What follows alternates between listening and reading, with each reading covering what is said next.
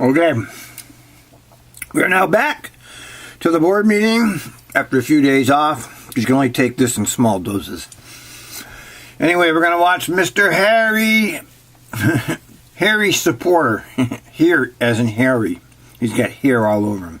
Supporter as an athletic supporter. And the cop over here. Whatever her name is. Let's hear. We're already seeing a lot of this on the media. Let's see what he has to say, and we'll deconstruct it. Thank you. Good morning. Good morning. Good morning. I believe you all have a copy of the full report, so I'll just be giving an overview of that today.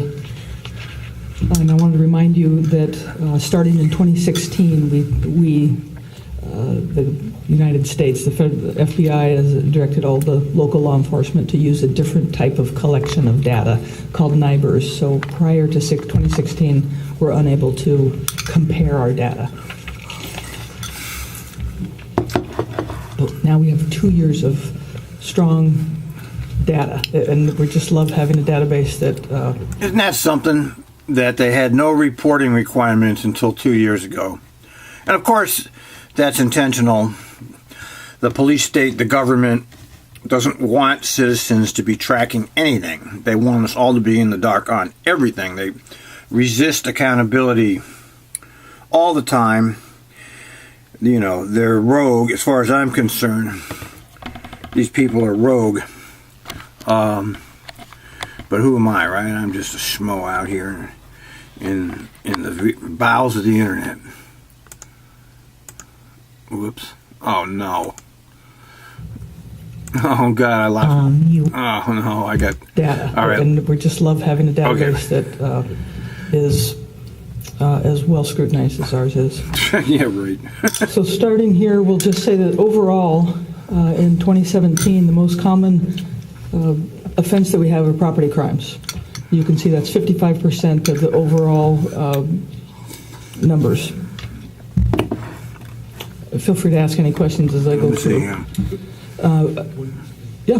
Would you define, give me some categories in society? Next slide. On the next slide. No, you're right there. Society. Society is crimes that occur against society. So it's the individual isn't the victim of the crime. So a disorderly conduct, somebody's in the road, making it so that you... The crimes that are committed against society, like police shooting unarmed citizens... Oh, yeah, they're not going to have that here, are they?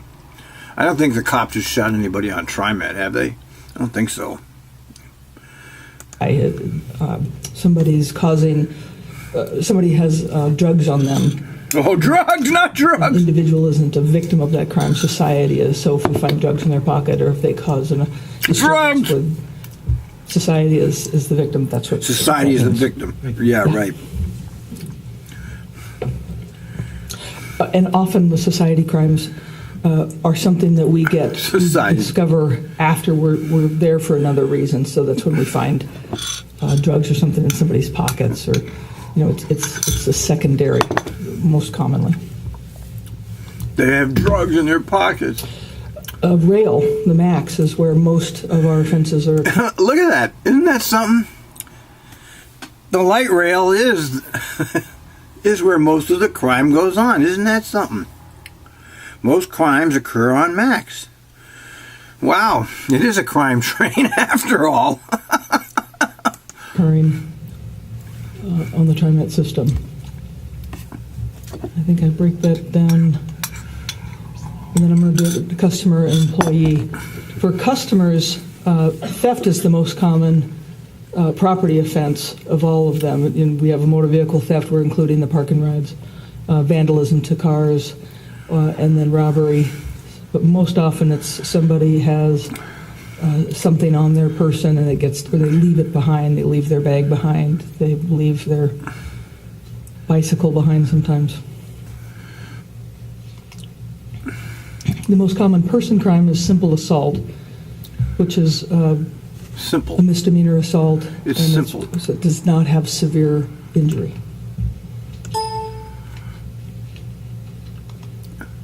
For the employees, the most common crime against an employee is the person crime, and that's the most commonly the bus operator getting assaulted 55, huh? while somebody is either boarding or deboarding the bus. But assault and intimidation are pretty close here in the type of person crimes for the employees. And intimidation is when somebody is threatening to assault someone and they take a substantial step towards that.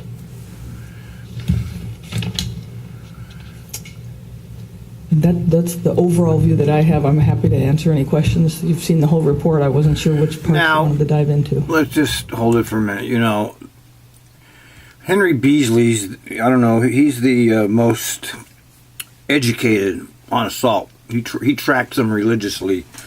And let's bring up the point that they're only talking about the things that have been reported and that are reportable. The things that actually happen are much more than that, 2 to 3 times more. But they're only counting the things that were reported or reportable. So it leaves off a lot of things that we out here in the world consider to be crimes, but those people, the police, don't consider them crimes. And so those statistics are not accurate if you want to talk about real world. I think we'll probably ask some questions Okay. after we get through of this. So last month, you were given an overview of our attitude and awareness survey. And at that time, we also asked the question of our riders and the public about how they feel about safety on the system, both on the bus system and the MAX. And this chart shows that there was a slight increase in that perception on the bus system, but there was also, I believe, a significant decrease on the MAX. The tragic event of May 26th of last year, I know, had an impact in that. Yeah, I would imagine. So the question then is, what do we do? What's our approach? And we Okay. actually have a Let's hear what you do. pronged approach to addressing security on the safety and security on the system. One is presence on the system. The second is providing some sort of security in our design. How do we design our transit centers and our platforms and stops? Personal safety education, and then engaging the community for input in how we address each one of those particular areas. So with enhancing security on the system, presence is paramount. Currently, we have 3 basic approaches to that, one of which is transit police. The other is hiring a security firm to provide security on the system, security officers. We have another program that I have spoken to you about in the past, but maybe I just want to remind you, and that's the street level outreach workers. And this is through the Mayor's Office of Youth Violence Prevention. And what they do is they principally... I don't know anything about that. Ride our system, and they do go to a number of our platforms, and it's oriented principally towards youth, but to prevent any sort of outbreak of any violence that might occur. So That's first I've heard of that. I haven't seen that or heard of that. There's been no references to that on the scanner conversations. That's brand new information. during the Starlight Parade and Rose Festival, football games, basketball games, they are typically present. We sometimes have concerns expressed by our riding public with sometimes our students become a little bit too rambunctious and boisterous, and there's concerns with that. So it's the outreach workers that help us with that sort of... Yeah, where are they? Addressing that sort of behavior. Yeah, we don't know where that is. Aside from the security personnel, we also have our Trimet employees, our supervisors, our operators, and our customer service reps that provide eyes and ears. And if they see something that is causing discomfort in terms of a concern for their personal safety, they're there to provide some assistance. They can call for assistance if needed. Just how he sees it. But then the question becomes, is that really enough? And what we found out from the survey also is that 50% of those surveyed said, no, it isn't. about 30% or 28%, it's about right. But then there's a large percentage that say, we really don't know. But we will be addressing that, and I'll approach that in just a minute. Regardless, we have been making strides in improving security on the system. One of those efforts is to improve the number of security officers. We have more than 80 officers on the system today. That is not enough, I believe, and we're continuing to increase that presence. The other is that with the new fiscal year, we have authorization to hire 6 additional police officers and 1 sergeant. That's a significant step. 6? In providing security. And then the other approach was one of hiring peace officers. We're still in that negotiation phase. But what we hope to do is hire about 30 of those individuals. Let's cut it right there. One of the recommendations I had was back in the old days, they had conductors on trains collecting tickets as people got on. And there's no conversation about that at all. None. Zero. All they talk about is police. They don't talk about anything but police. That's why I know that this is some kind of a ruse to militarize the transit system. Because what's wrong with doing things the way they used to be? I mean, the West has a conductor. The West doesn't take as many people as the light rail does. But they have a why not get Trimet personnel to be conductors? Why do they have to have police? Why don't you collect tickets when people get on instead of these fare stings? And my answer to that, of course, is because they have that. What they really want, and you're never going to hear them say this, is they want to militarize the entire country, including the transit system. Because there's a million ways you could do this besides police. But this is always the answer. Is every time you hear them talking, this is what they're talking about. Okay, they're not talking about conductors. They're not talking about rider advocates, the angels, guardian angels. Nothing. It's just the police. We have to get more police. And the police are never around when you need them, by the way. I mean, they're never on the train when there's shit going down. I listen to these scanner calls every day, and there's shit going down all day long. There's never a policeman around. They have to try to find one. Within the next year or so. This next chart shows our security presence as to how it compares to other transit What is that supposed agencies to mean? in the nation. We are the lowest. We are the lowest. So this reflects what is the current state. I don't know how they come up with that. I don't know what number of police per million. I don't know how they come up with this. Of course, they're not going to tell us. Okay, security officers per million boardings. Yeah, let's see here. Denver, Utah. Yeah, King County does it the same way. Dart, the red states. Sacramento has a lot. Sacramento's got a lot of crime. I don't know. Does this mean anything? I don't think it means anything. I don't. So remember, I said we've brought it up to about 80 plus officers, security officers. We have 68 transit police officers. That equates to about 1.5 security personnel on the transit system per 1 million boardings. Well, that doesn't mean anything. And if you look at the chart, it's closer to about 2 or better than that nationally. And I did identify transit systems that were about comparable to our size. So you're not going to see the New York cities, for example. The other approach is actually looking at our design and how can we improve it. And there's a concept called crime prevention through environmental design, or CPTED. And there are 3 principal approaches to that. One is what we call natural surveillance, and that's where you improve your sight lines so that people can see and be aware of their surroundings. And the other is then upgrading our CCTV system. So the CCTV does not prevent crime. It only helps solve crime. Doesn't do anything to prevent it. The photo on the right-hand side shows you what one of the, this happens to be 122nd and Burnside, and what it looked like. And you can see that there are a number of site restrictions. Now the photo on the left shows what we've done to open it up and make it much more visible. We've also improved lighting in this area. And territorial reinforcement and access control are the other concepts that we're saying this is Trimet property.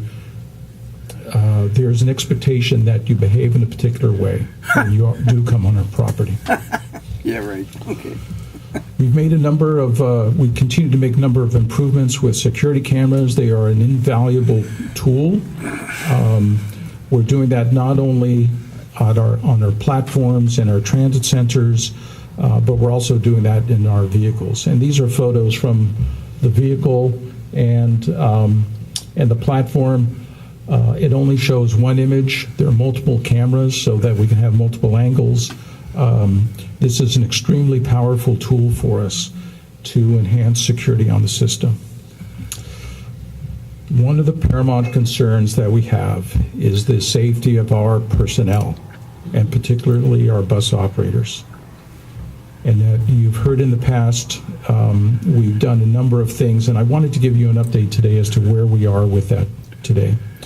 Our security continuous improvement team continues to meet, and we've made a number of improvements based upon their specific input. One of which is providing each operator with the tools to prevent and be aware of how assaults may occur. And we did this principally in the beginning with our bus operators and our bus supervisors, and now we've expanded that to the rail side of the house. And it's unfortunate that at times that our rail operators are assaulted as well. For the bus operators, this is the second year that are offering this training, so we're continuing to build on those tools, and this will be the first year for the rail operators. The group reviewed our fare collection procedures, and we changed that approach for our bus operators, and we believe that has made a significant improvement in reducing the number of assaults against our operators. Yeah, that's one thing I do support, that they did that. They took away the fare. Drivers aren't supposed to get all crazy about the fares, but you know how it is with some of these bus drivers. They have ego problems. They're not able to detach from the whole idea of collecting the fare. But I support Trimet's decision to prevent operators from getting involved in the fares. Now, if only operators would do what they were trained to do, which that's the problem, is that operators don't actually do what they're supposed to do. You see it all the time. I mean, they can go through all the training they want, but if the operators aren't going to actually implement the training, it's a waste of time. We see it a lot on the scanner, but drivers don't know the rules and they don't know the procedures, and they have these ideas about things, and that's one of the systemic problems.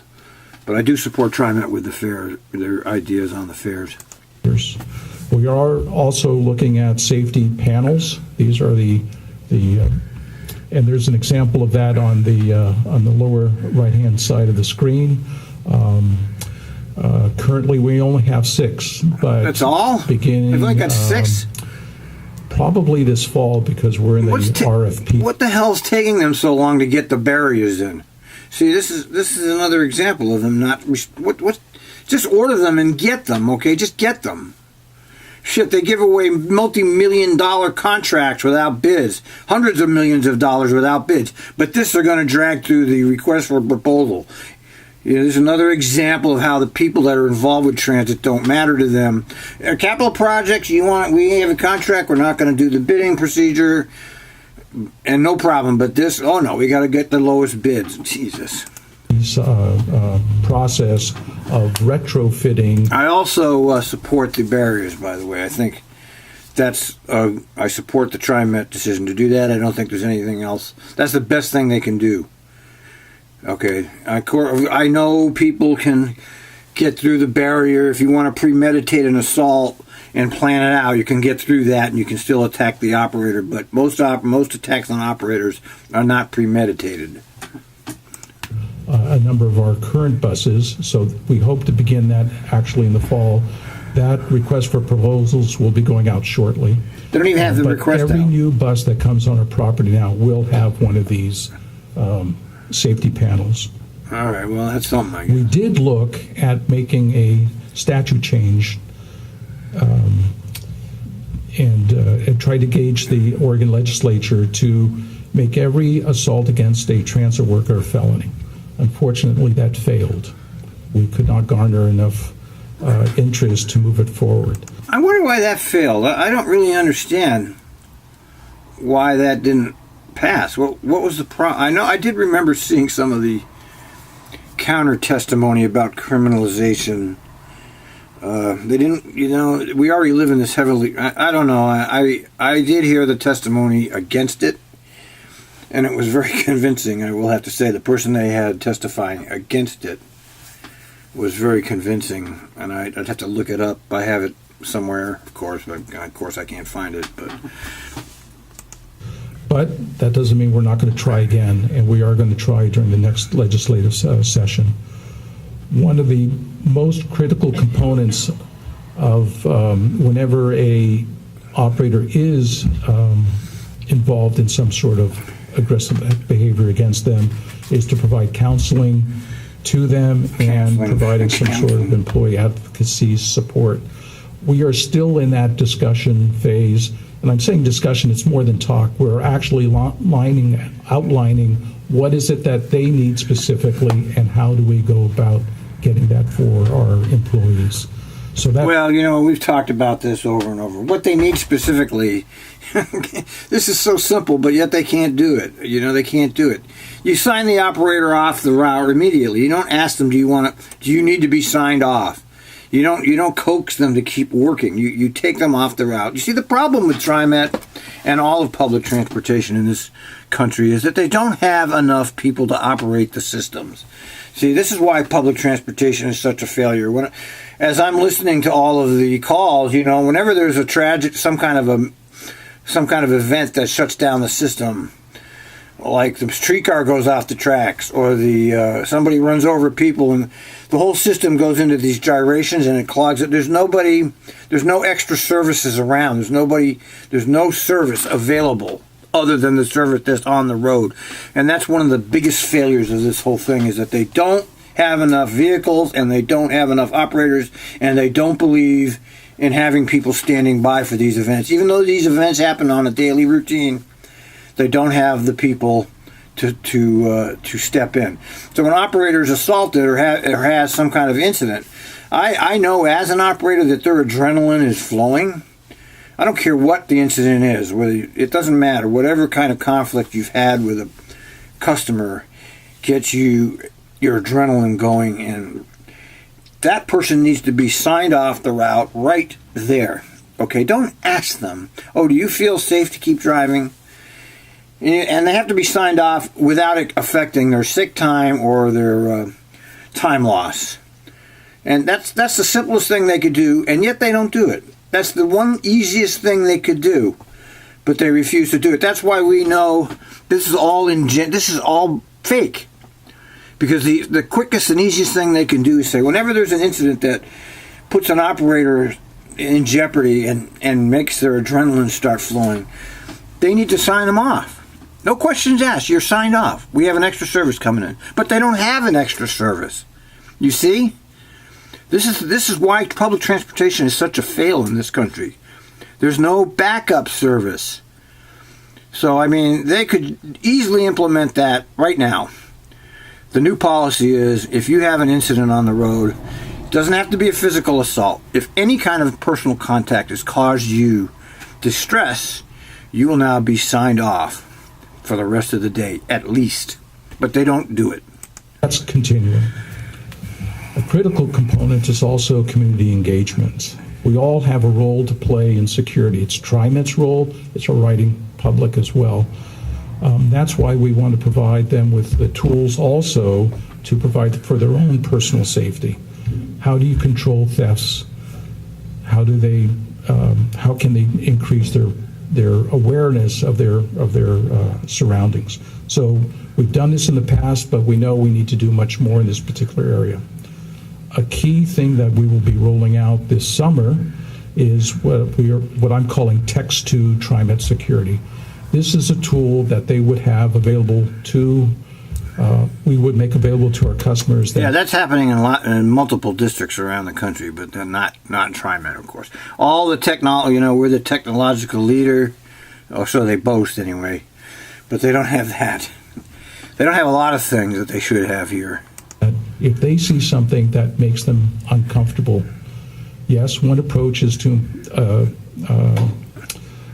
contact one of our employees, but sometimes people feel uncomfortable about that. Yes. So this would be a way to do it anonymmously. Well, why don't you have it? Why aren't you on this? Why aren't you doing it right now? They can text to someone in the at TriMet, this is a concern, and then that concern would be relayed to either transit police or the police department or security personnel, whoever may be the closest to respond. We're also looking at getting community input. Obviously, we do this through the survey, but we're also going to do this through the Safety and Security Advisory Committee. And one of the fundamental questions that we need to have answered is what does security presence on the system look like? We all have different opinions. TriMet's taken one approach, but we're trying to engage the community in saying, is this the right approach, or do you want to see something different?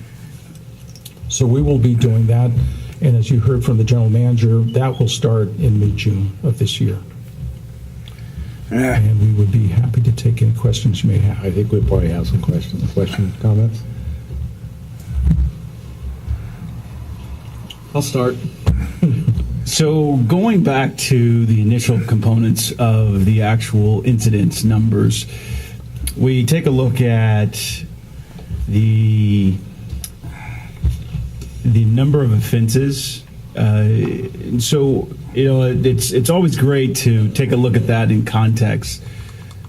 So This one? Yes, let's start there. So as we look at that, that's an annual number. Right.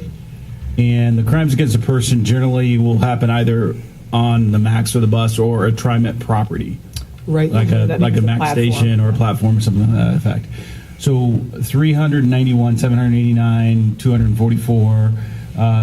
Those numbers, I mean, if I do a quick calculation, I'm somewhere around 1,300. 1,424. I was off by a little bit. So when I think about that, 1,424, we do roughly just under 100 million rides a year. It's 1 per 1,000 is what the ratio ends up. 1 per 1. So, I mean, again, the context of that, I mean, how does that compare? Well, their board's going to do the usual. I'm not going to listen to this because they're going to do the usual soft pedaling of everything and try to make it sound like it's nothing. And I don't have energy to listen to their baloney. You need to make one thing clear, though, about danger on the public transportation system.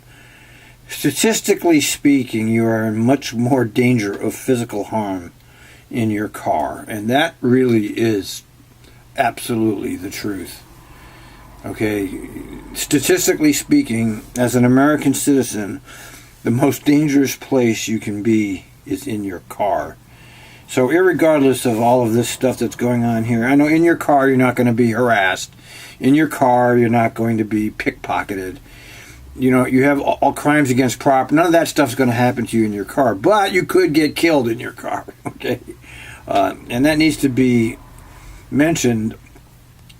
Now, as far as public transportation, it's not fun. It's not a fun thing, and people, the professional industrial complex doesn't want to talk about the fact of how awful riding American public transportation really is.